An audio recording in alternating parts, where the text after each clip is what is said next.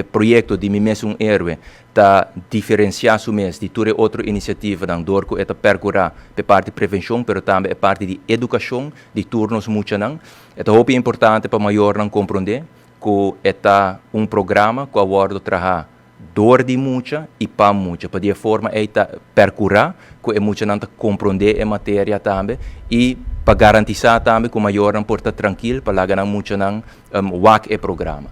O programa também está tour de aranção ribatele Aruba, e também tem uma duração de 2 anos largo, então também atender que o tour é diferente faceta não. Pois a invitação também na tour rende para aranção ao 7 horas da noite. Até que o 7 horas e meia sintonizar o programa Mimesum Héroe, caminho também educar nos muito não. Por último, me quero uma palavra de bem não só, mas também danke grande na tour profissional de EFELT sobre o programa aqui. Conta com a aprovação de tour stakeholders.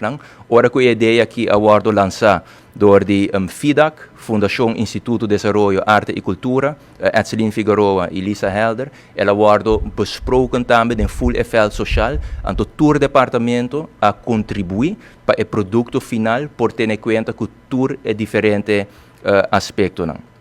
Obviamente também nós queremos aqui na Tele Aruba, que também passa o programa aqui, e o Parlamento de Aruba que aprovar o presupuesto. Sobre na final de dia, sem presupuesto, não por percorrer para esse tipo de programa aqui. Pois, para terminar, nós estamos espera que você por sintonizar amanhã à noite, 7 horas, na Tele Aruba, o primeiro episódio de Mimesum Héroe.